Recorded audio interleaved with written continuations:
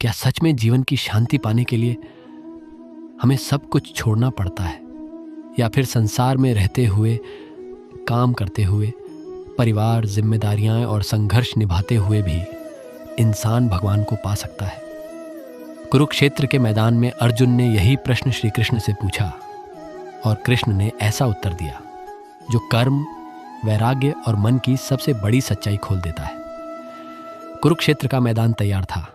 दोनों सेनाएं आमने सामने खड़ी थीं। धनुष उठ चुके थे, शंख बज चुके थे, लेकिन अर्जुन के भीतर अब भी एक युद्ध चल रहा था। बाहर महाभारत का युद्ध था और अंदर मन, कर्म और संन्यास का युद्ध। अर्जुन श्री कृष्ण की ओर देखते हैं। उनके चेहरे पर भ्रम है, मन में एक गहरा सवाल है। वह पूछते हैं, हे कृष्ण, कभी आप कर्मों का त्याग करने की बात करते हैं और कभी कर्मयोग की प्रशंसा करते हैं, तो मेरे लिए निश्चित रूप से कौन सा मार्ग श्रेष्ठ है? क्या कर्म छोड़ देना श्रेष्ठ है, या कर्म करते हुए भी भगवान से जुड़ना श्रेष्ठ है? यही प्रश्न अध्याय 5 का आरंभ बनता है। और फिर श्री कृष्ण मुस्कुराते हैं, क्योंकि अर्जुन का यह प्रश्न केवल अर्जुन का नहीं था, ये हर उस इंसान का प्रश्न था जो जीवन में जिम्मेदारियों और शांति के बीच फंसा हुआ है। श्री कृष्ण कहते हैं, संन्यास और कर्मयोग दोनों ही कल्याणकारी हैं, दोनों ही मनुष्य को परम सत्य की ओर ले जाते हैं। लेकिन हे अर्जुन, इन दोनों में कर्मयोग श्रेष्ठ है। क्यों? क्योंकि कर्म छोड़ना आसान दिखाई देता है। यहाँ पर असली त्याग कर्म छोड़ने में नहीं, बल्कि कर्म के फल की आसक्ति छोड़ने में है। संसार छोड़ देना संन्यास नहीं है। मन से इच्छा, अहंकार और फल की आसक्ति छोड़ देना, वही सच्चा संन्यास है। यही वह जगह है जहाँ गीता का विज्ञान शुरू होता है। आज की भाषा में समझे तो हमारा मन एक पावरफुल ऑपरेटिंग सिस्टम की तरह है। हमारे विचार, इच्छाएं और इमोशंस उसके प्रोग्राम्स हैं। अगर भीतर का सिस्टम अशुद्ध है तो बाहर का त्याग भी काम नहीं आता। इंसान जंगल में चला जाए, लेकिन मन अगर अभी भी इच्छा, क्रोध, तुलना और लालच में फंसा है तो वह बाहर से सन्यासी हो सकता है, पर भीतर से नहीं। इसलिए श्री कृष्ण कहते हैं, कर्मयोग मन को शुद्ध करता है। जब इंसान काम करता है, लेकिन अहंकार से नहीं, जब इंसान जिम्मेदारी निभाता है, लेकिन फल की लालसा से नहीं, जब इंसान हर कर्म भगवान को अर्पित कर देता है, तब वही कर्म पूजा बन जाता है। अर्जुन सुन रहे थे। उनके भीतर का भ्रम धीरे धीरे टूट रहा था।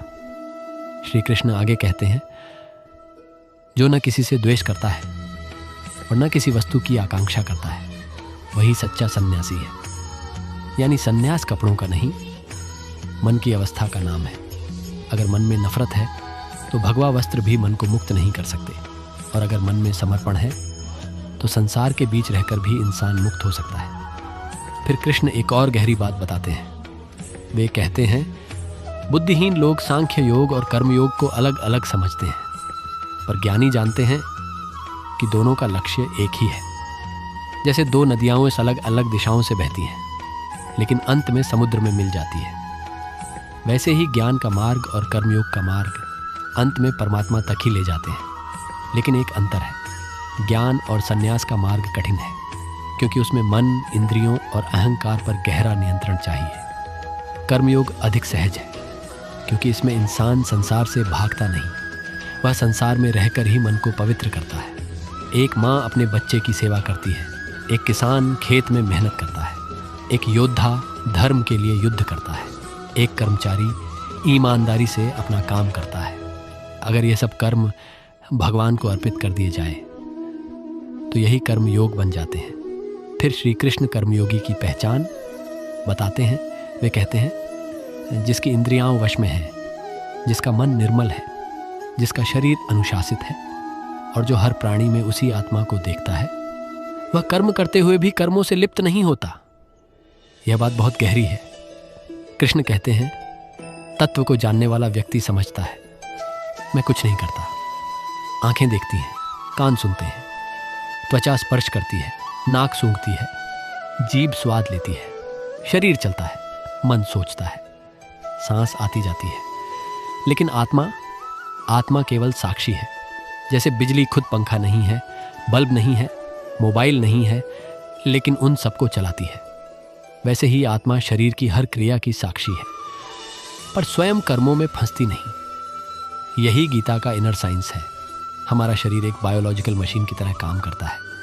इंद्रियां सिग्नल्स लेती हैं, ब्रेन उन्हें प्रोसेस करता है, माइंड रिएक्शन बनाता है, लेकिन आत्मा इन सब के पीछे शांत साक्षी है। जब इंसान यह पहचान लेता है कि मैं शरीर नहीं, मैं मन नहीं, मैं कर्मों का अहंकारी करता नहीं, तब उसके जीवन में अद्भुत शांति आने लगती है। फिर कृष्ण एक बहुत सुंदर उदाहरण देते हैं। वे कहते हैं, जो मनुष्य अपने सभी कर्म भगवान को अर्पित कर देता है और आसक्ति छोड़कर कर्म करता है, वह पाप से वैसे ही अछूता रहता है, जैसे जल में रहते हुए भी कमल का पत्ता जल से अछूता रहता है। कमल पानी में होता है, पर पानी उसे भिगो नहीं पाता। यही कर्मयोग है। संसार में रहना, पर संसार को मन में न बसाना। कर्म करना, पर फल की चिंता में न जलना। लोगों के बीच रहना, पर तुलना, ईर्ष्या और अहंकार से बचना। यही असली वैराग्य है। कृष्ण आगे कहते हैं, कर्मयोगी केवल मन, बुद्धि, शरीर और इंद्रियों से कर्म करता है, लेकिन ममता छोड़कर वह कर्म करता है अपने अंतकरण की शुद्धि के लिए। और जो कर्म फल का त्याग कर देता है, वह स्थायी शांति प्राप्त करता है। लेकिन जो मनुष्य फल में आसक्त होता है, वह अपनी ही इच्छा से बंध जाता है। सोचिए, जब हम किसी काम का परिणाम चाहते हैं तो मन भविष्य में चला जाता है। क्या होगा, कब होगा, लोग क्या कहेंगे, सफलता मिलेगी या नहीं, यही चिंता है, यही स्ट्रेस है, यही अटैचमेंट है। आज की साइंस भी कहती है कि लगातार रिजल्ट की चिंता मन में स्ट्रेस हार्मोन्स बढ़ाती है। लेकिन जब इंसान प्रोसेस पर फोकस करता है तो माइंड स्टेबल होता है। गीता ने यही हजारों साल पहले बता दिया। कर्म करो, पर फल की आसक्ति मत रखो। फिर श्री कृष्ण शरीर का एक रहस्य बताते हैं। वे कहते हैं, यह शरीर 9 द्वारों वाला नगर है। इस नगर में आत्मा निवास करती है। 2 आंखें, 2 कान, 2 नासिका छिद्र, 1 मुख और 2 नीचे के द्वार, कुल 9 द्वार। ये शरीर एक सिटी की तरह है। इंद्रियां इसके गेट्स हैं, मन इसका कंट्रोल रूम है, बुद्धि इसका डिसीजन सिस्टम है, और आत्मा इस नगर में रहने वाला प्रकाश है। ज्ञानी व्यक्ति इस नगर में रहता है, पर खुद को नगर नहीं मानता। वह जानता है, मैं शरीर में हूँ, लेकिन शरीर में नहीं हूँ। वह कर्म करता हुआ भी भीतर से शांत रहता है। न वह खुद को कर्ता मानता है, न भोक्ता। फिर कृष्ण एक और गहरा सत्य बताते हैं। वे कहते हैं, परमात्मा किसी मनुष्य के कर्तापन की रचना नहीं करता, न कर्मों की, न कर्म फलों से जुड़ाव की। यह सब प्रकृति के गुणों से होता है। हमारा स्वभाव, संस्कार, इच्छाएं, आदतें, ये सब हमारे कर्मों को प्रभावित करते हैं। जैसे किसी मशीन में पहले से कोडिंग हो, वैसे ही मनुष्य अपने संस्कारों और गुणों के अनुसार व्यवहार करता है।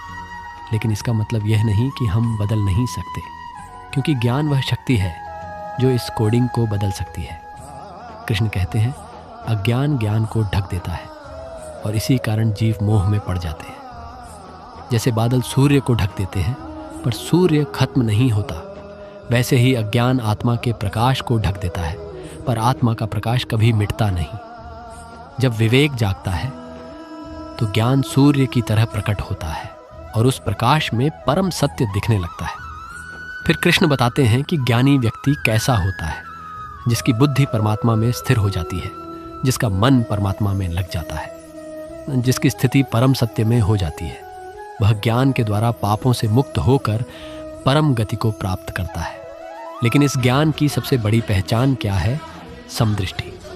श्री कृष्ण कहते हैं, ज्ञानी पुरुष विद्या और विनय से युक्त ब्राह्मण में, गाय में, हाथी में, कुत्ते में और चांडाल में भी एक ही परमात्मा को देखते हैं। यह केवल धार्मिक विचार नहीं है, ये चेतना की सबसे ऊंची अवस्था है। बाहरी शरीर अलग है, जाति अलग हो सकती है, रूप अलग हो सकता है, शक्ति अलग हो सकती है, स्थिति अलग हो सकती है, लेकिन भीतर की आत्मा वह एक ही परम प्रकाश का अंश है। जैसे अलग अलग बल्ब्स में एक ही इलेक्ट्रिसिटी बहती है, वैसे ही अलग अलग शरीरों में एक ही चेतना का प्रकाश है। जो यह देख लेता है वह किसी से घृणा नहीं कर सकता, वह किसी को छोटा नहीं समझ सकता, वह किसी को केवल शरीर से नहीं पहचानता, वह आत्मा को देखता है। और कृष्ण कहते हैं, जो समता में स्थित हो गया उसने इसी जीवन में संसार को जीत लिया। दुनिया जीतना बाहर की जीत नहीं है। दुनिया जीतना मतलब मन को जीतना, इंद्रियों को जीतना, राग द्वेष को जीतना, सुख दुख में स्थिर रहना। श्री कृष्ण कहते हैं, जो प्रिय वस्तु मिलने पर बहुत प्रसन्न नहीं होता और अप्रिय मिलने पर दुखी नहीं होता, वही स्थिर बुद्धि वाला है। ये भावहीन होना नहीं है, ये भीतर से मजबूत होना है। सुख आया वह बहा नहीं, दुख आया वह टूटा नहीं। प्रशंसा मिली, अहंकार नहीं आया, अपमान मिला, अंदर जहर नहीं भरा। यही ब्रह्म में स्थित होना है। फिर कृष्ण बाहरी और भीतरी सुख का अंतर बताते हैं। वे कहते हैं, जो व्यक्ति बाहरी विषयों से आसक्त नहीं है, वह अपने भीतर आत्मा का सुख प्राप्त करता है और यह सुख न खत्म होने वाला होता है। बाहरी सुख हमेशा टेम्परेरी होता है, स्वाद कुछ पल का, धन कुछ समय का, सुंदरता बदलने वाली। प्रशंसा भीड़ के मूड पर निर्भर, सफलता भी अगली चिंता लेकर आती है। इंद्रिय सुखों का आरंभ होता है और अंत भी होता है, और जिसका आरंभ और अंत है उसमें स्थायी शांति नहीं हो सकती। इसीलिए कृष्ण कहते हैं, हे अर्जुन, इंद्रियों और विषयों के संयोग से जो सुख मिलता है वह अंत में दुख का कारण बनता है। विवेकी मनुष्य उसमें आसक्त नहीं होता।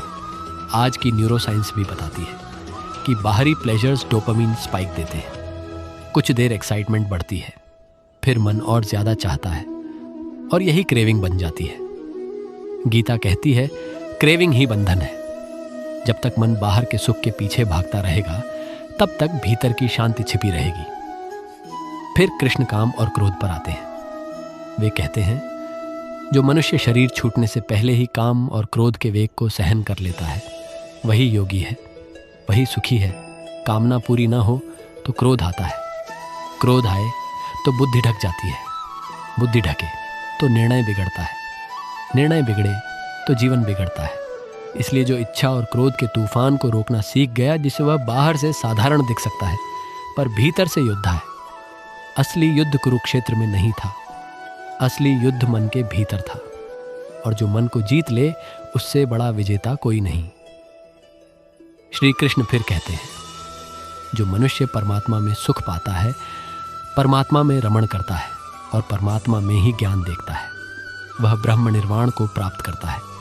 जिसके संशय मिट गए, जिसके पाप धुल गए, जिसने मन बुद्धि और इंद्रियों को वश में कर लिया, जो सब प्राणियों के हित में लगा हुआ है, वह मुक्त हो जाता है। यहाँ एक बहुत बड़ी बात छिपी है। मुक्ति केवल मेडिटेशन में नहीं है, मुक्ति सेवा में भी है। जो सभी प्राणियों के हित में लगा है, वह भगवान के और करीब है, क्योंकि भगवान केवल मंदिर में नहीं मिलते।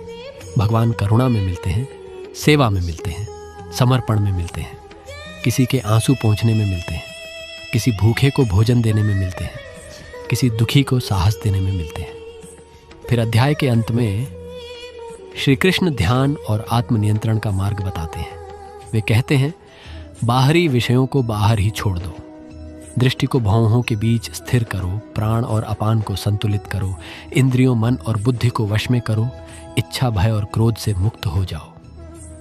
यहाँ फिर गीता का विज्ञान दिखता है।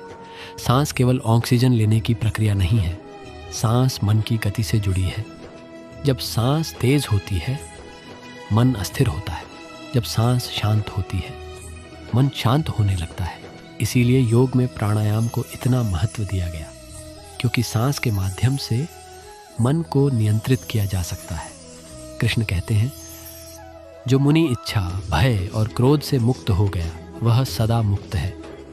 और फिर अध्याय 5 का अंतिम रहस्य आता है। श्री कृष्ण कहते हैं, जो भक्त मुझे सभी यज्ञों और तपों का भोक्ता, संपूर्ण लोकों का महान ईश्वर और सभी प्राणियों का सच्चा मित्र जानता है, वह शांति प्राप्त कर लेता है। यही इस अध्याय का अंतिम संदेश है। भगवान कोई दूर बैठी हुई शक्ति नहीं है, वे सभी प्राणियों के सुहृद हैं, सच्चे मित्र हैं।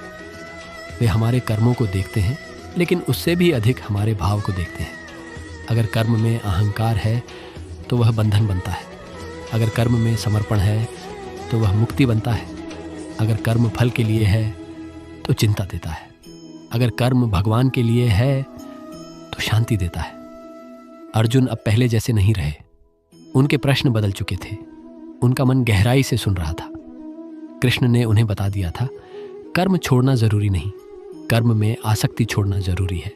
संसार से भागना जरूरी नहीं, संसार में रहते हुए स्वयं को पहचानना जरूरी है। सच्चा संन्यास बाहर नहीं, भीतर जन्म लेता है। और सच्चा कर्म योग वही है जब हाथ कर्म में हो, मन समर्पण में हो और आत्मा भगवान की शांति में स्थिर हो। यही है अध्याय 5, कर्म संन्यास योग, जहाँ श्री कृष्ण बताते हैं कि जीवन का सबसे बड़ा रहस्य कर्म छोड़ने में नहीं, कर्म को भगवान को अर्पित करने में है। जय श्री कृष्ण।